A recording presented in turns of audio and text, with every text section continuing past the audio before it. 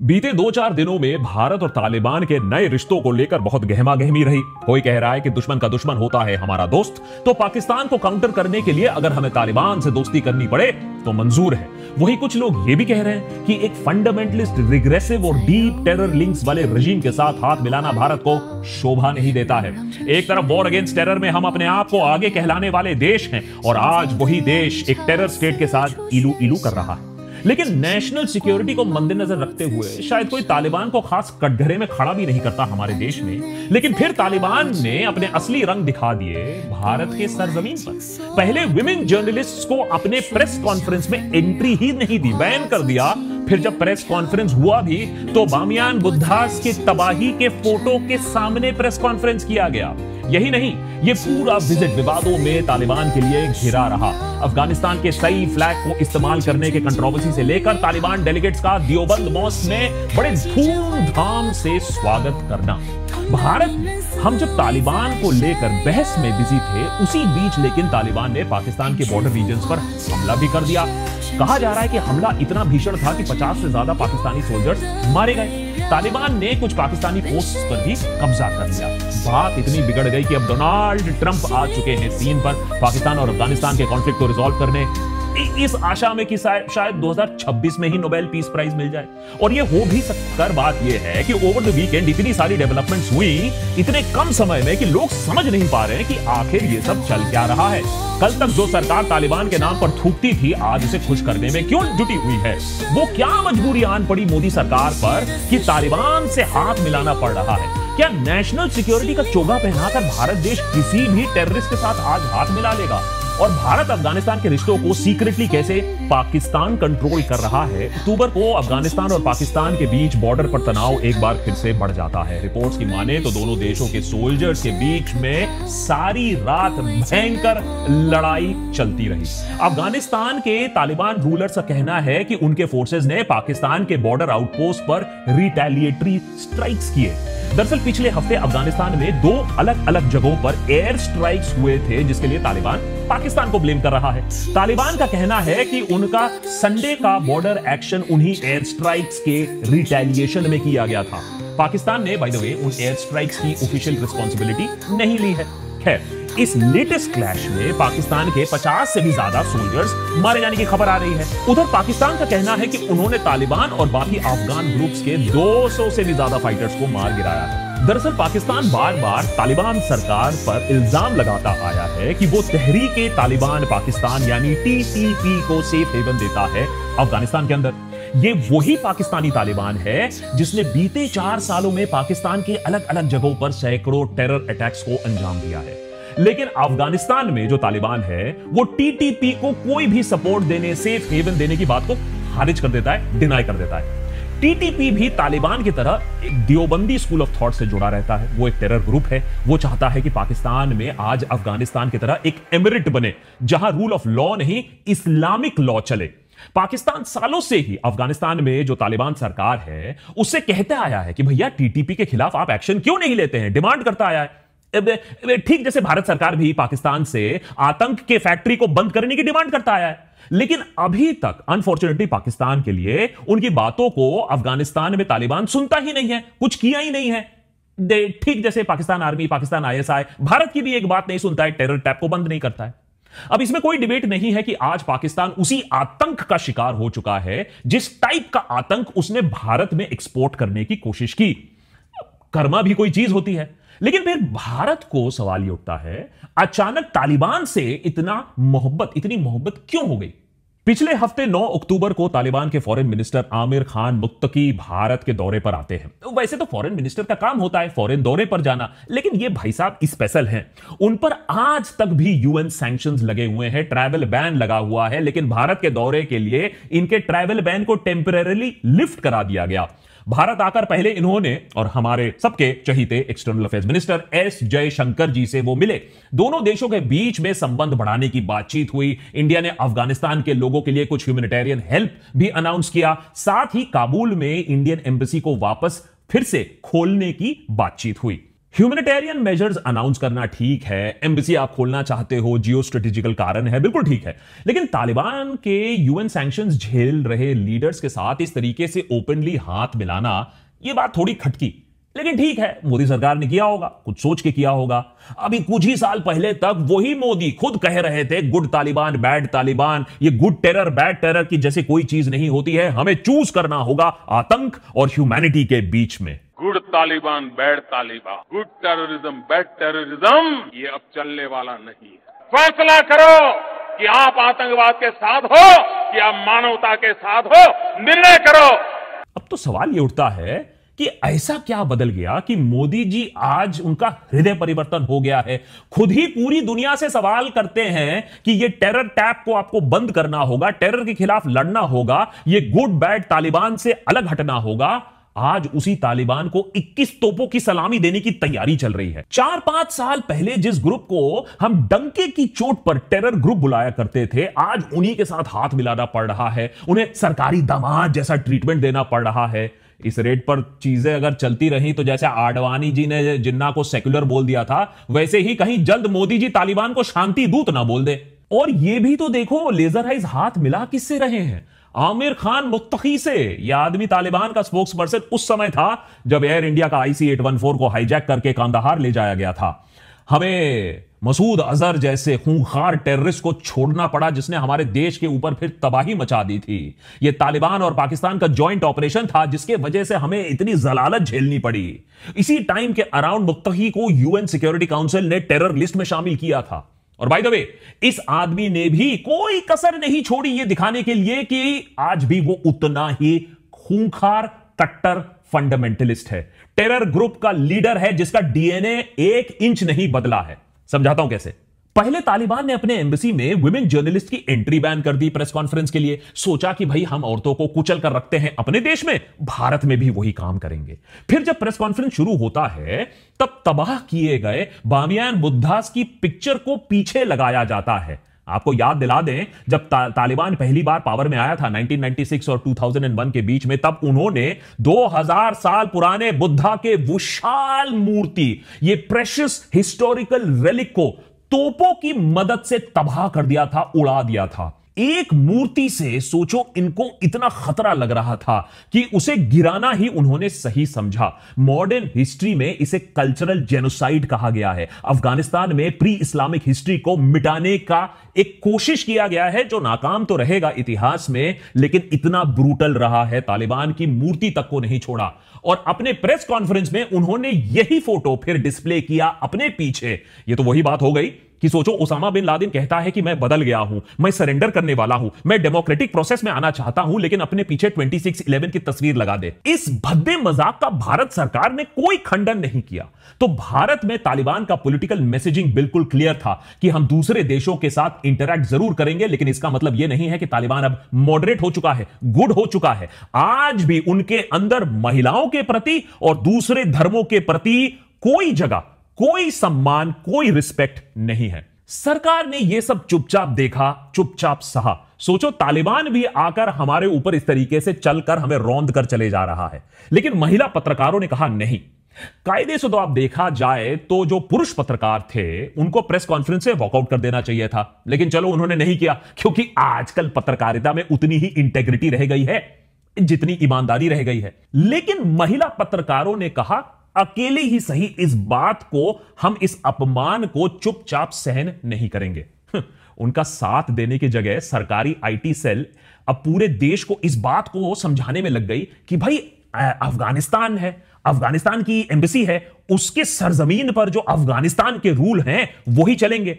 तो IT cell ने उल्टा महिला पत्रकारों को गाली गलौज करना शुरू कर दिया। आप सोचिए, देश का अपमान हो रहा है, देश की महिलाओं का अपमान हो रहा है, लेकिन IT सेल तालिबान को बचाने पर लगी हुई है। भाई, लेकिन इस घटिया लॉजिक से तो जो पुरुष पत्रकार हैं उनको भी एंट्री नहीं मिलनी चाहिए थी, खासकर कि जिनकी दाढ़ी नहीं थी, क्योंकि तालिबान दाढ़ी ना रखने वालों को चाबुक मारती है, उनके लिए अनइस्लामिक होता है।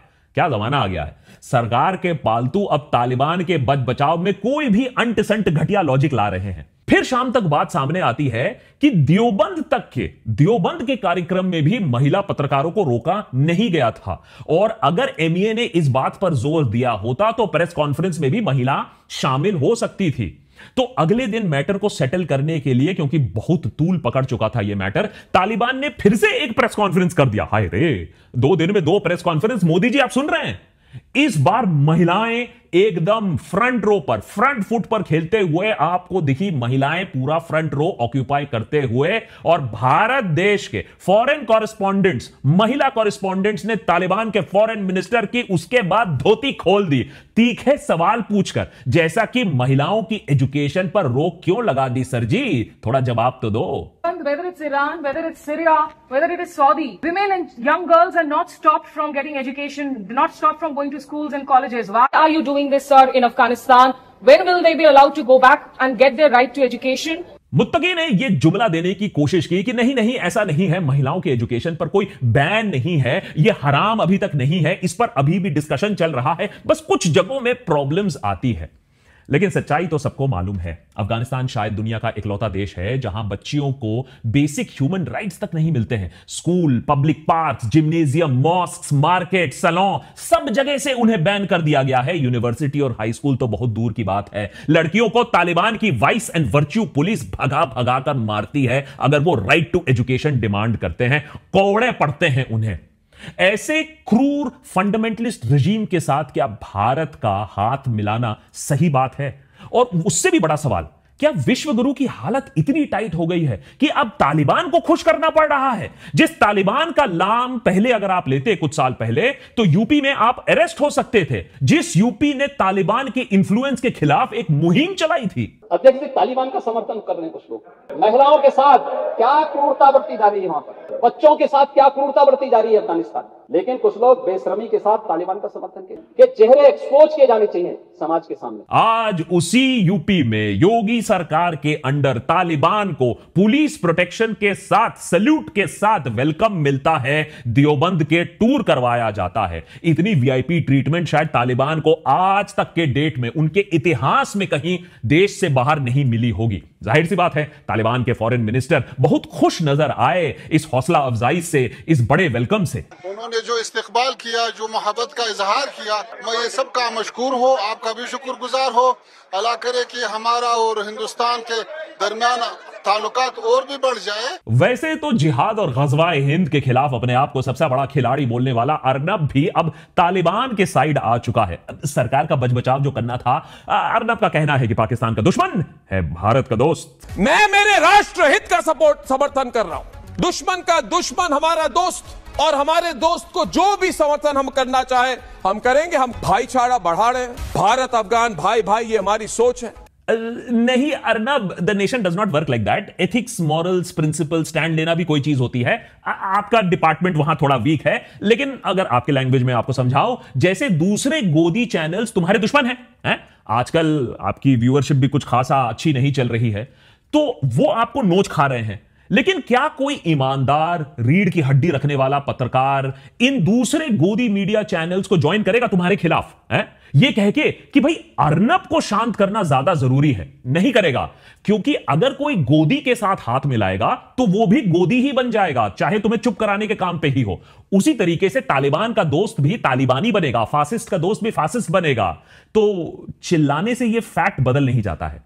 चलो ठीक है, यह बात हम मानते हैं कि तालिबान हमारे लिए स्ट्रेटेजिक डेप्थ एक जरूरी चीज बन रही है हमारे लिए, लेकिन ये जो डीलिंग बाजी है, क्या ये बंद दरवाजों के पीछे नहीं हो सकती है? हम तो विश्वगुरु हैं, हमारे पास तो लेजर आइज है, तो फिर तालिबान को इस ओपन तरीके से इतना फुटेज देने की क्या जरूरत थी? अंधभक्त ये बात माने ना माने, लेकिन फैक्ट्स तो यही दिखाती हैं कि भारत की पोजीशन दुनिया में बीते कुछ सालों में कमजोर पड़ रही है। इसका बहुत बड़ा श्रेय जयशंकर जी को भी जाता है, जिन्होंने अपने रील से देशवासियों को तो बहुत खुश किया, लेकिन दुनिया भर के डिप्लोमैट्स को नाराज किया, भारत को एक कॉर्नर में डाल दिया। Well, the US was in the United States. Operation Sindoor जैसे मुश्किल घड़ी में भी जब किसी देश ने खुलकर भारत का साथ नहीं दिया, पाकिस्तान को नाम लेकर जिम्मेदार नहीं ठहराया, तो एलाइज की कमी हमें पहले से ही थी। ऊपर से ट्रंप के आने के बाद अमेरिका भी उसका भी साथ छूटता ही दिख रहा है। हालात इतने खराब हो चुके हैं कि टैरिफ के मार खाने के बाद पिछले महीने चीन से हमें दोस्ती करनी पड़ी।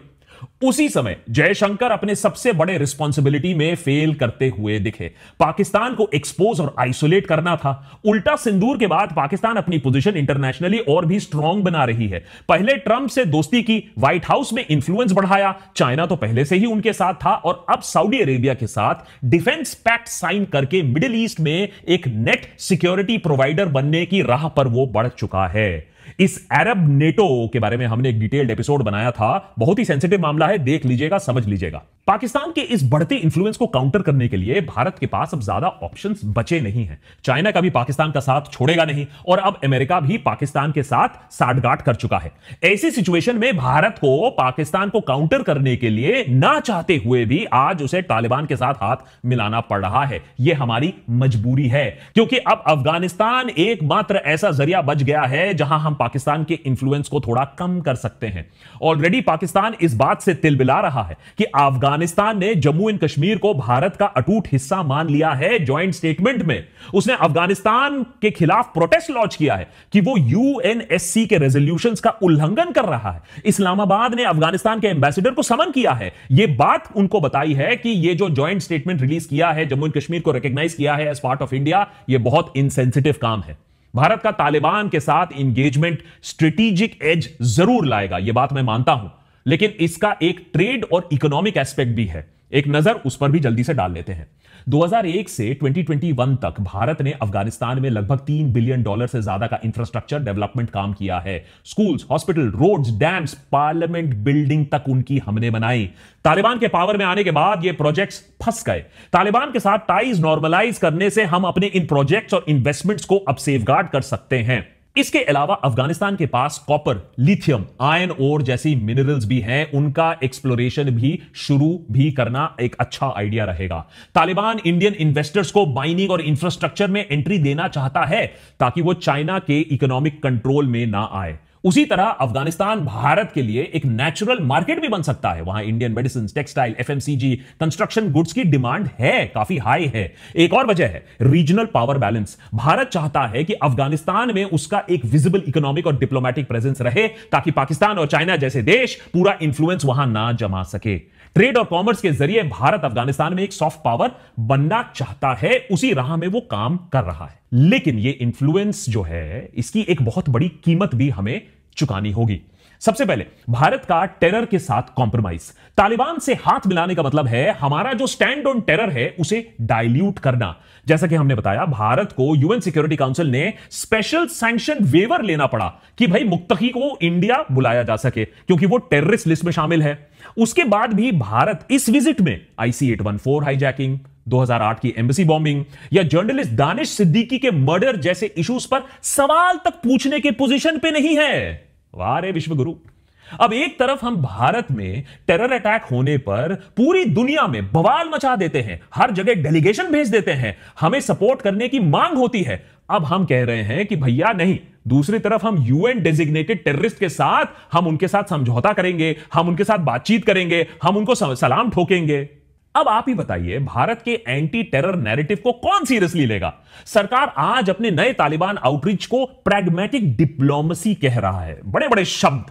लेकिन भारत सिर्फ एक ट्रांजैक्शनल पावर ही नहीं है, उसकी पहचान एक मॉरल और रिस्पॉन्सिबल पावर के रूप में भी दुनिया भर में जानी जाती है। तालिबान के साथ इंगेजमेंट जरूरी है क्योंकि वो हमारा पड़ोसी है, लेकिन उन्हें ऑनरेबल गेस्ट जैसा ट्रीटमेंट देना बिल्कुल गलत है। बताता हूं क्यों। मिलिए supreme leader of Taliban in Afghanistan से, हेबतुल्ला अखुंदजादा। अखुंदजादा इसको more as a religious leader देखा जाता है then more a military commander. और इनका काम क्या है? इनका काम है hardline interpretation of the sharia law. ये एक के बाद एक क्रूर लॉ लेते आते हैं। कांधार में बेस्ड हैं, काफी रिक्लूसिव हैं, पब्लिक में दिखते नहीं हैं, लेकिन क्लेम टू फेम तो सुनिए। जुलाई 2025 इस साल इंटरनेशनल क्रिमिनल कोर्ट ने इनके खिलाफ अरेस्ट वारंट जारी किया है। क्यों? Crimes against humanity and specially because of persecution of women and girls. अब क्या मोदी सरकार इनके साथ हाथ मिलाएगा? क्या नरेंद्र मोदी अब इनको गले मिलाएंगे? फिर आईटी सेल भी बोलेगा वाह देखिए तालिबान यही है पीसफुल, यही है शांति दूत। अरे भाई, बीजेपी के वॉशिंग मशीन में सब कोई सफेद हो जाता है, सारे दाग धुल जाते हैं, लेकिन यह मतलब थोड़े ना कि अब तालिबान को भी हम वॉशिंग मशीन में डाल देंगे और एकदम एक हफ्ते में वो साफ हो जाएंगे।